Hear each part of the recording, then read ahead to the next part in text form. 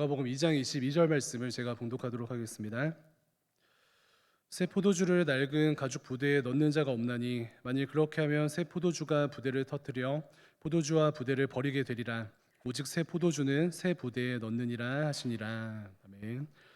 지성일 목사님 말씀 전해 주시겠습니다.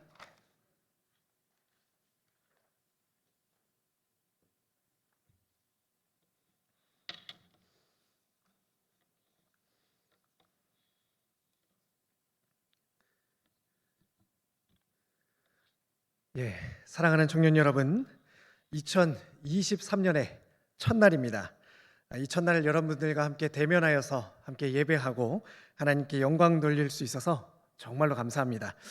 오늘 가장 잘 어울리는 인사로 다시 한 번 더 축복해 보겠습니다. 우리 주변에 있는 분들을 향해서요, 새해 복 많이 받으세요. 한 번 더 우리 축복하고 또 격려하도록 하겠습니다.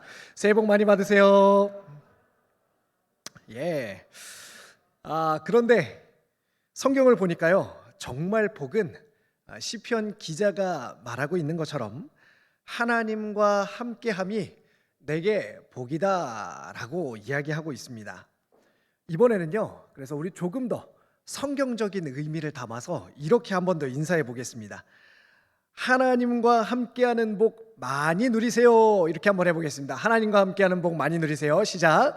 하나님과 함께하는 복 많이 누리십시오.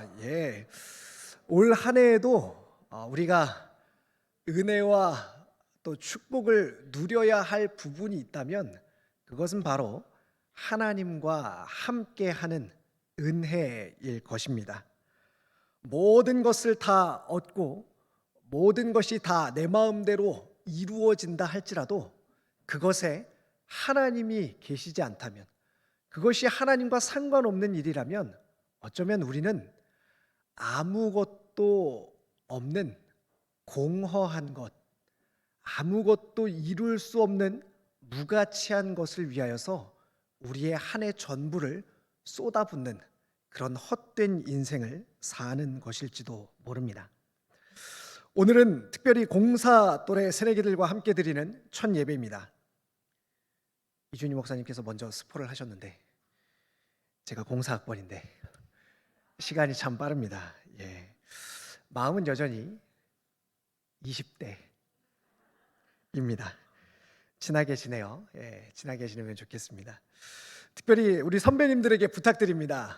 여기 앞에 이렇게 우리 새내기들이 앉아 있는데 여기 앉아 계신 분들 말고 이렇게 선배님들께 부탁드립니다.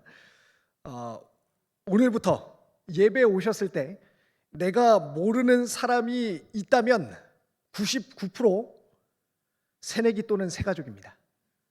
새내기일 확률이 훨씬 더 높겠죠. 먼저 가서 인사해 주시고 자기 소개도 해 주시고, 목사님 부끄러워, 괜찮습니다.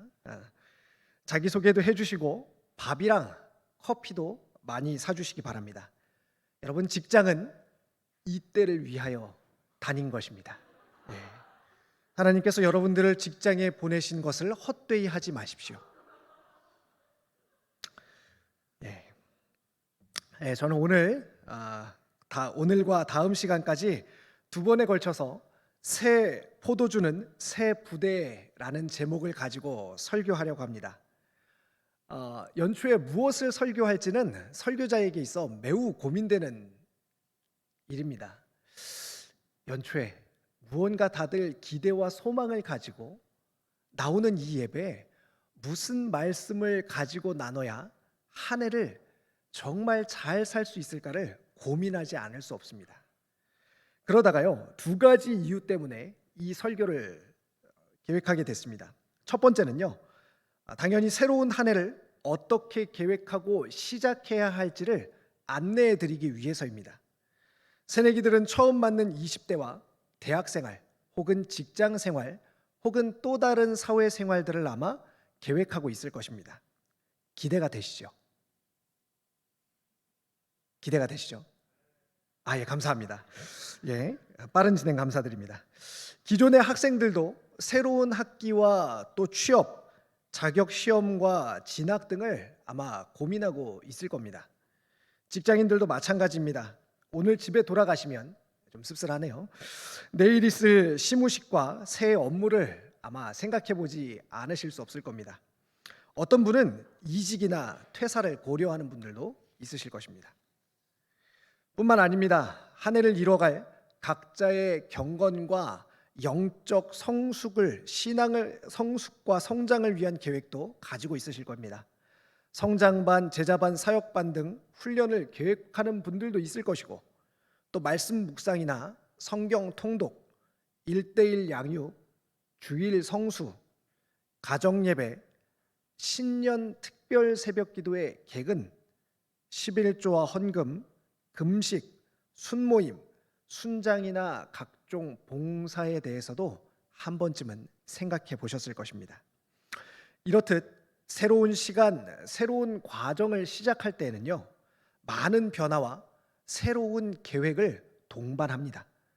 그리고 변화를 위해 에너지를 가장 쉽게 쓸 수 있는 기회이기도 합니다. 그런데 이 변화와 새로움의 시간이 여러분들은 어떻게 느껴지십니까? 우와!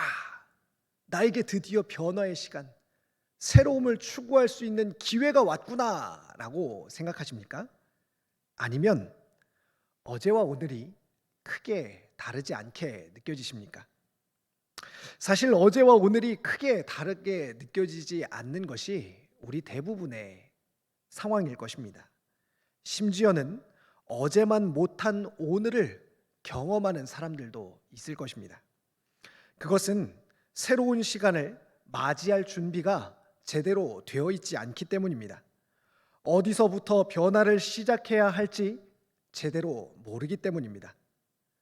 특별히 영적인 부분에 관해서는 더욱더 그러할 것입니다. 세상적으로는 한 해를 어떻게 계획해야 할지, 한 해를 내 목표를 위해서 무엇을 어떻게 해야 될지 많은 안내서들이 안내하고 가르쳐주고 있습니다. 많은 사람들이 그것을 이야기합니다. 하지만 진정으로 우리의 삶을 의미 있게 하도록 하는 그와 같은 삶의 방식을 어떻게 추구해야 될지에 관해서는 좀처럼 듣기가 어렵습니다. 그래서 이 부분을 여러분들에게 안내 드리려고 합니다. 두 번째는요, 청년부의 미래를 준비하기 위함입니다. 우리 청년부는 지난 박용모 목사님과 또 청년들의 치열한 고민 끝에 2016년 더함 공동체와 다함 공동체로 세워졌습니다. 그래서 제가 2016년도에 다함 공동체 담당 교역자로 청년부에 부임하게 되었었습니다. 청년 공동체가 좀 더 세밀하게 조직되고 양육되어 부흥하도록 조직이 개편되었습니다. 그렇게 지난 7년을 달려왔습니다. 코로나를 지난 시점에서 청년들의 영적, 양적, 질적 회복과 부흥을 다시 요구하는 시점이 되었다고 생각합니다. 새로운 변화를 요구하는 시기가 된 것입니다. 똑같은 방식으로 똑같은 사람들을 대하는 것처럼 계속해서 새로 올라오는 새내기들과 다음 세대를 맞이할 수 없는 국면에 맞아들었습니다. 공동체를 새롭게 세워야 할 시간이 되었습니다. 그래서 이 부분에 대한 비전을 여러분들과 나누고 싶습니다. 자, 이렇게 두 가지 목적을 가지고 설교를 준비하는데요. 그렇다면 어떻게 해야 새로운 시간을 잘 받아들이는 것일까요? 오늘은 그 첫 번째 시간을 가지려고 합니다. 본문 말씀을 다시 한번 읽어보도록 하겠습니다. 마가복음 2장 22절의 말씀입니다. 말씀을 띄워주십시오. 같이 한번 읽어보겠습니다. 시작. 새 포도주를 낡은 가죽 부대에 넣는 자가 없나니 만일 그렇게 하면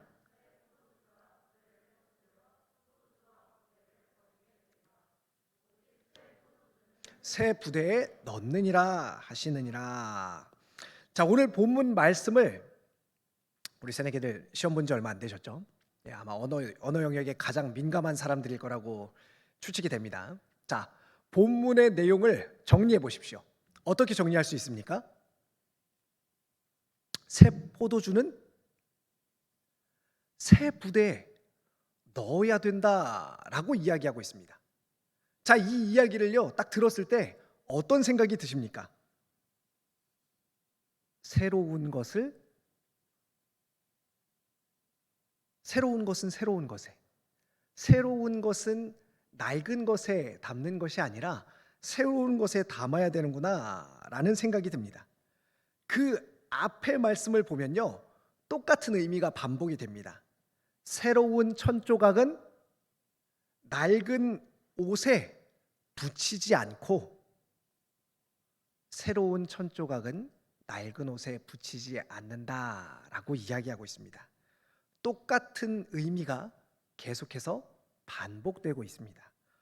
무엇인지는 명확하지 않지만 지금 어떤 새로운 것, 새로운 천조각, 새로운 포도주가 있는데, 이것은 이전에 가져왔던 것들, 낡은 옷이나 아니면은 낡은 가죽 부대에는 넣어서 그것과 같이 있어서는 안 된다라는 이야기를 하는 것 같습니다.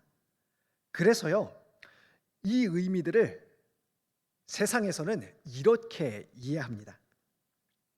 정권의 교체나 사회 리더십의 변화에서도요, 새 술은 새 부대에 라는 말을 심심치 않게 듣게 됩니다.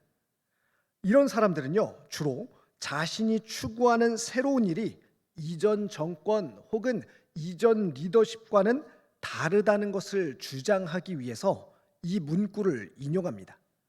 이전 것은 뒤로 하고 이제 새로운 자기의 것을 하겠다고 말하는 것입니다. 그래서 새로운 무언가, 자신이 할 수 있는 새로운 부대를 나에게 주어야 한다라고 주장하는 것이죠. 물론 오늘 본문의 말씀은 그러한 의미도 일부 담고 있습니다. 하지만 오늘 본문이 이야기하는 더 중요한 성경적인 의미가 있습니다. 이것을 살펴보려면요, 포도주의 특성을 먼저 확인해 볼 필요가 있습니다. 여러분, 얼마 전 이런 일이 있었습니다. 지난주에 한 집사님께서 교역자들에게 아주 좋은 음료를 선물해 주셨습니다. 그런데요, 그것을 집에 가져갔는데 뚜껑을 딱 땄는데 어떤 일이 일어나냐면 푸르푸르푸르 하면서 마치 화산이 폭발하듯이 폭발하는 일들이 있었습니다. 무슨 일이 일어난 것입니까? 과일로 담근 그 액이 발효가 된 거예요. 그러니까 그 통 안에 갇혀 있다가 뚜껑을 열자 밖으로 터져 나오게 된 것입니다. 그나마 유리병이었기 때문에 이 청이 잘 유지될 수 있었던 것이죠. 하지만 당시 오늘 본문이 말하고 있는 예수님 당시 시대에는 이와 같은 좋은 용기들이 존재하지 않았습니다. 기껏해야 가죽으로 만든 가죽 부대 정도가 가장 좋은 용기에 속할 정도였습니다. 하지만 여러분, 가죽의 특성은 어떻습니까? 가죽은 일정 부분은 늘어날 수 있지만 어느 정도 늘어나게 되면 더 이상 늘어나지 못하고 찢어지거나 터지게 되는 특성을 가지고 있습니다. 아마 가죽 신발을 신어보신 분들은 잘 아실 거예요. 처음에는 좀 뻣뻣하고 부드럽지 않지만 신다 보면은 점차 그 가죽이 늘어나서 발에 맞게 되고 또 부드럽게 신을 수 있게 됩니다. 하지만 그 시간이 길어지게 되면요, 그리고 그 이상 늘어나게 되면요, 어떻습니까? 계속 늘어나는 것이 아니라 헤어지고 찢어져서 상하게 되는 것을 알 수 있습니다. 자, 그렇다면요, 가죽 부대에 포도주를 넣어서 보관한다면 어떤 일이 일어나겠습니까? 만약 그 가죽 부대가 새 가죽 부대라면요, 포도주가 발효하면서 발생하는 가스와 또 팽창하는 부피를 어느 정도 견뎌낼 수 있을 것입니다. 아마 당시의 사람들은요, 이와 같은 팽창 정도를 고려해서 포도주를 넣었겠죠. 하지만 이미 늘어날 대로 늘어나서 더 이상 늘어날 수 없는 낡은 가죽 부대에 새로 담근 포도주를 넣는다면요. 새 포도주가 발효되어서 팽창하는 것을 낡은 가죽 부대가 더 이상 늘어나지 못하고 견디지 못하고 터져 버릴 것이라는 겁니다. 그래서 앞선 21절에 있는 천조각에 대한 예화도 마찬가지입니다. 새 천조각을 낡은 옷에 붙일 수 없는 것입니다. 왜냐하면 각각 옷의 당김의 정도가 달라서, 옷감의 당김의 정도가 달라서 쓸 수 없어져 버리기 때문이라고 말하는 것입니다. 자, 여러분 이제 조금 더 이 말씀의 의미가 분명하게 다가오십니까? 이전의 것과 새로운 것의 성질이 맞지 않기 때문에 같이 둘 수 없다는 뜻입니다. 자, 여기까지만 보면요, 흔히 사람들이 사용하는 용례와 별로 달라 보이지 않습니다. 자, 그래서요, 오늘은 한 걸음 더 이 본문에 들어가 보겠습니다. 여기에는 아주 중요한 의미들이 담겨 있습니다. 이 앞선 구절에 보면요, 이런 이야기가 나옵니다. 바리새인들이 예수님께 찾아옵니다. 그래서 예수님, 왜 우리들은 금식하는데 당신의 제자들은 금식하지 않습니까? 라고 예수님께 질문합니다. 그런데 이 질문에 대한 답변으로 지금 예수님께서 새 포도주를 낡은 부대에 넣는 사람이 없고 새 포도주는 새 부대에 넣어야 한다라고 말씀하고 있는 것입니다. 예수님 시대에는요, 바리새파 사람들이 있었습니다. 이 사람들은 얼핏 우리가 그냥 설교 때 들 때는 아유 나쁜 사람들이라고 생각할 수 있지만 그 당시에는 매우 좋은 취지로 시작했던 사람들입니다. 이 사람들의 출발점은 개혁이었기 때문입니다. 무엇에 대한 개혁입니까? 당시의 사제들이 부패하고 썩었기 때문에 율법을 중심으로 새롭게 해야 된다며 개혁운동이 일어난 것입니다. 성전이 부패하고 성전을 섬기는 사제들이 타락했기 때문에 그 성전 중심이 아니라 그 성전 안에서 이루어지는 것들의 근간이 되는 율법을 회복해야 된다. 그 율법으로 돌아가야 된다라고 주장했던 사람들이 바로 바리새인입니다. 그들은 철저히 말씀으로 돌아가야 한다고 생각했습니다. 그래서 성전에서 드리는 제사보다도 안식일, 정결법, 금식 같은 규례들을 강조합니다. 율법의 철저한 실천이 그들의 개혁의 모토였습니다. 그런데 어떻습니까?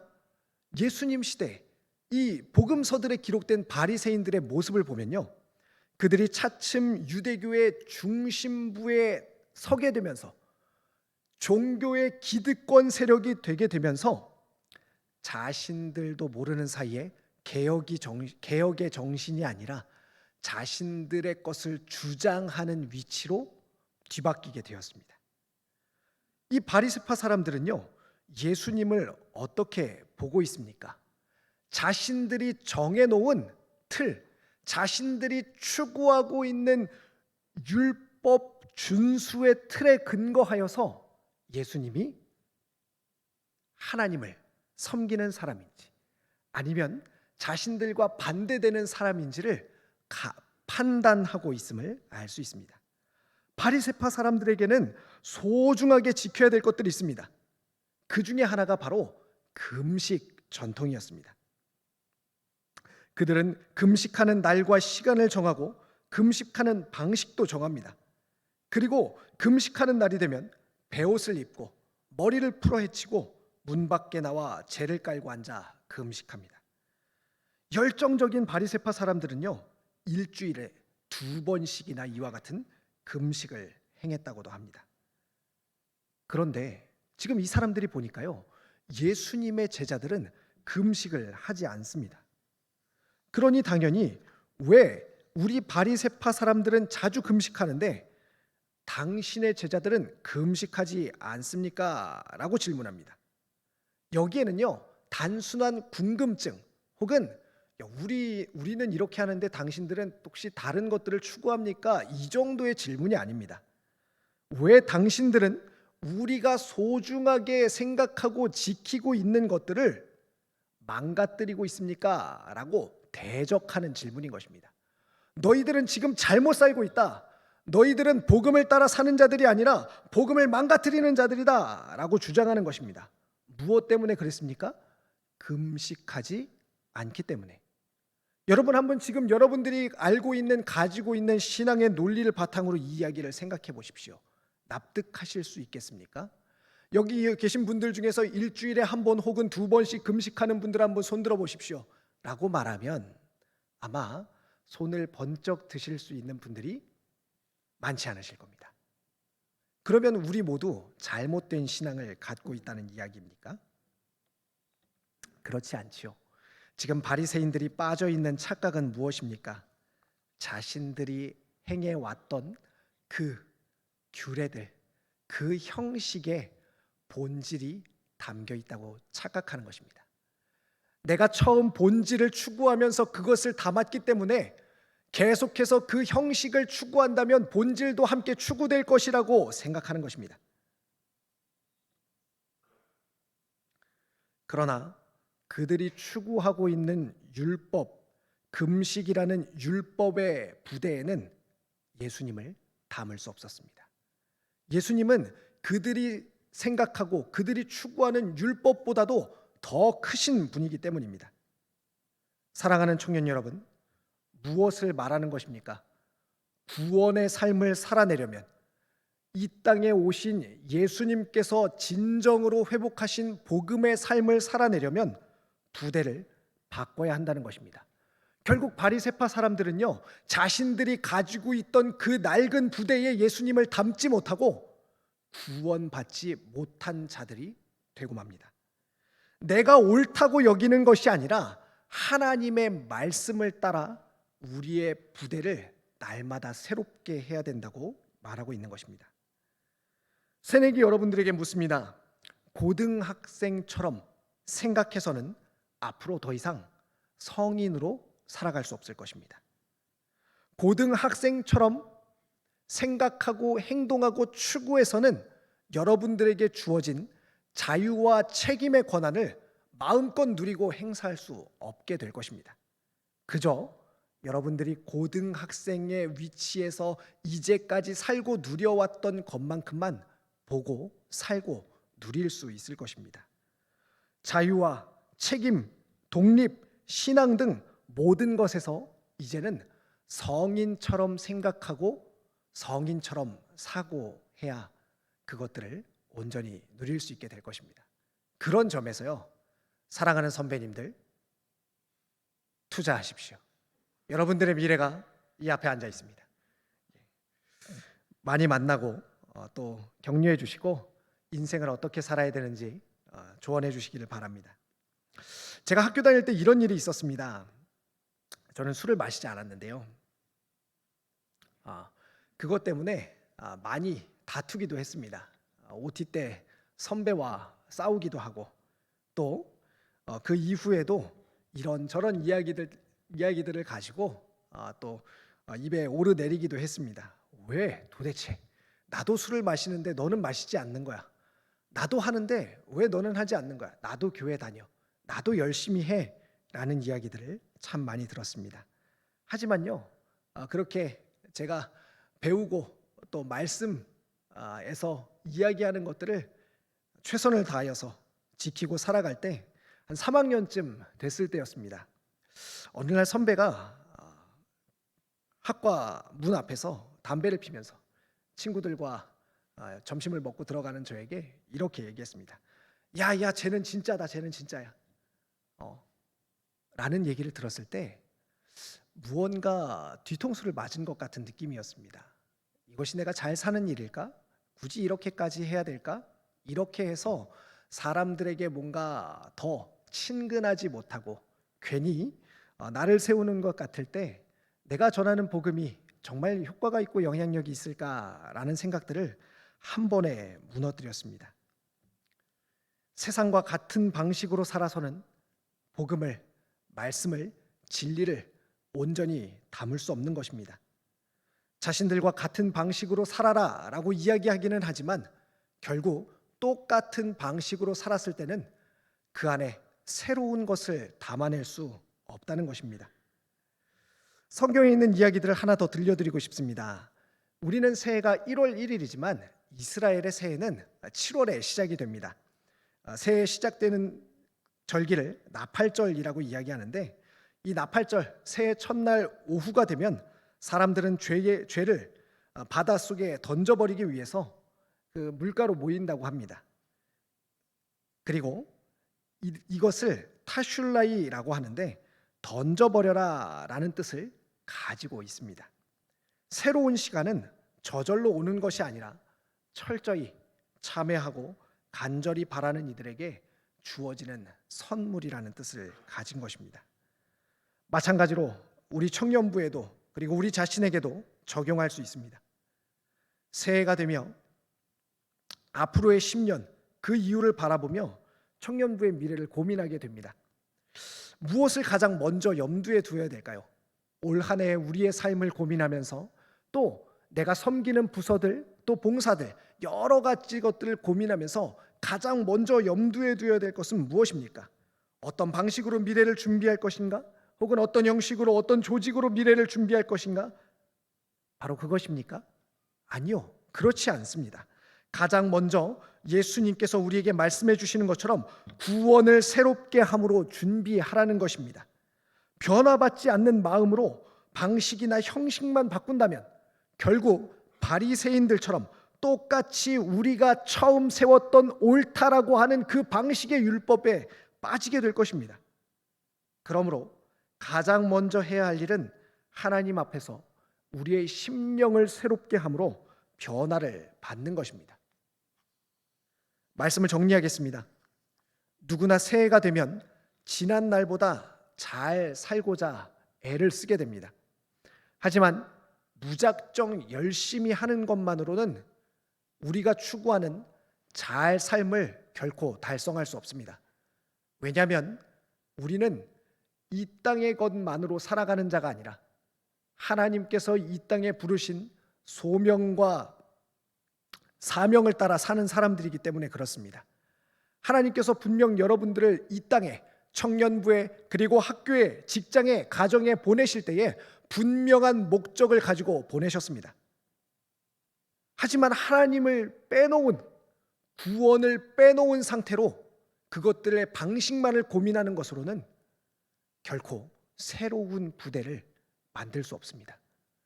마치 바리새인들이 자신들이 생각해 놓은 틀 안에서 새로운 것을 추구하려고 하지만 결국 정말 새롭게 하시는 예수님을 닮지 못했던 것처럼 우리의 삶도 새로움을 추구하기는 하지만 결국 내 방식대로 세상의 방식대로 해서는 아무것도 새로운 것을 담아낼 수 없을 것입니다.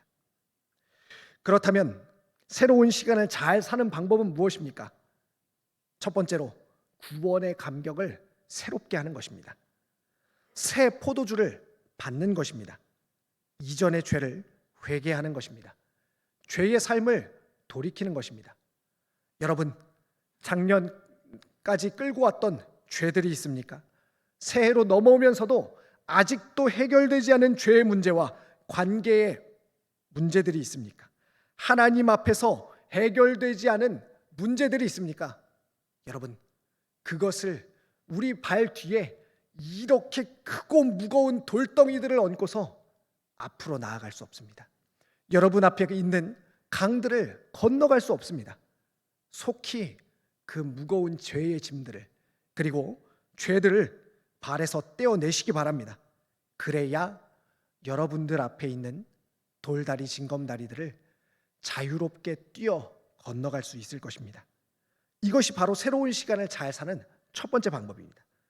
두 번째 방법은요, 그 구원의 삶을 담을 삶의 방식을 결정하는 것입니다. 이미 여기 앉아 있는 분들은요, 대부분 구원받고 또 구원에 대한 확신을 가지고 계신 분들이 많을 것입니다. 하지만 그 구원의 확신만 가지고는 새로운 삶을 살 수 없습니다. 새로운 삶을 살기 원한다면 새롭게 된 포도주를, 새롭게 변화받은 내 심령을 담을 만한 내 삶의 그릇이 준비되어야 한다는 것입니다. 아유, 목사님, 저는 아직 너무 연약하고 부족해요. 저는 이렇게 실수도 많고 매번 같은 죄에 빠지게 됩니다. 우리 모두가 그렇습니다. 그래서 여러분, 그 똑같은 죄를 반복하고 그 똑같은 연약함 가운데 주저앉아 머물러 있을 것입니까? 그렇지 않습니다. 여러분, 지난 시간 이준희 목사님께서 말씀하셨듯이 3일 작심입니다. 하고 또 해서 계속해서 우리 앞에 주어진 삶의 방식들을 체득하는 것입니다. 여러분, 우리에게는 어떤 결과, 한순간의 결과를 이루는 것이 중요하지 않습니다. 여러분, 이미 다 승리한 사람들이에요. 우리에게 중요한 것은 과정입니다. 똑같은 실수를 극복하면서 주를 향하여 나아가는 한 걸음 한 걸음이 바로 우리가 누구인지를 증명합니다. 말씀대로 살아가는 삶의 방식만이 여러분의 삶을, 여러분의 노력을 의미 있게 만들 수 있습니다. 앞서 말씀드린 것처럼 구원받았지만 내 삶의 형식과 방식이 세상 사람들과 다를 것이 없고 이전의 삶과 다를 것이 없다면 여러분들의 구원을, 여러분들의 진정성을, 여러분들이 가지고 있는 하나님과 이웃을 향한 사랑의 마음을 무엇으로 증거하고 증명할 수 있겠습니까? 결국 아무것도 얻을 수 없는 공허한 삶이 될 뿐입니다. 이러한 사람들은요, 심각한 갈등 상태에 놓이게 됩니다. 왜요? 내가 생각하는 나 자신, 내가 추구하는 내 자신과 내 삶이 결코 일치될 수 없기 때문입니다. 하지만요, 지금은 넘어지고 지금은 부족하고 지금은 실수할지라도 계속해서 삶의 방식을 말씀대로 바꿔가는 사람들은요, 그 삶이 3일에 한 번씩 일치될 때마다 혹은 일주일에, 한 달에 한 번씩 일치될 때마다 하나님을 경험하고 내 삶을 의미 있게 하는 말씀을 경험하는 인생이 될 것입니다. 그래서 바라기는 올 한 해 새로운 것들을 계획하실 때마다, 또 여러분들의 삶의 목표와 또 인생의 목적을 추구하실 때마다 구원을 그 안에 넣으시기 바랍니다. 구원받은 자로서 나는 이것에서 무엇을 추구해야 되는가를 고민하십시오. 그리고 그 안에 담겨있는 하나님의 구원의 목적을 찾아내시기 바랍니다. 그리고 또 그 구원의 목적을 달성할 수 있는 하나님의 방법을 구하시기 바랍니다. 세상의 방법으로 목적을 이루는 것이 아니라 말씀의 방법, 하나님의 방법으로 여러분의 구원을 아름답게 여러분 삶에서 이루어 가시기 바랍니다. 그럴 때 여러분 삶과 또 여러분들이 모이는 이 청년 공동체가 하나님 앞에서 더욱 바르게 서고 또 의미 있게 될 것을 기대합니다. 기도하겠습니다. 하나님, 새해를 주신 것 감사합니다. 하나님, 많은 사람들이 새해에 많은 것들을 계획하고 또 추구하며 달려가지만 연말이 되어 그저 공허함을 반복하게 되는 것은 하나님께서 이 땅에 보내신 구원을 상실하였기 때문입니다. 하나님, 혹여 저희들도 그와 같은 방식으로 이 땅을 살아가고 있지는 않습니까? 주님, 우리에게 있는 구원의 감격을 새롭게 하여 주시고 하나님께서 주신 구원을 담아낼 수 있는 우리의 삶의 방식을 결정하는 믿음을 허락하여 주시옵소서. 하나님의 말씀과 뜻대로 살아가는 저희를 되게 하여 주시옵소서. 예수님 이름으로 기도합니다. 아멘.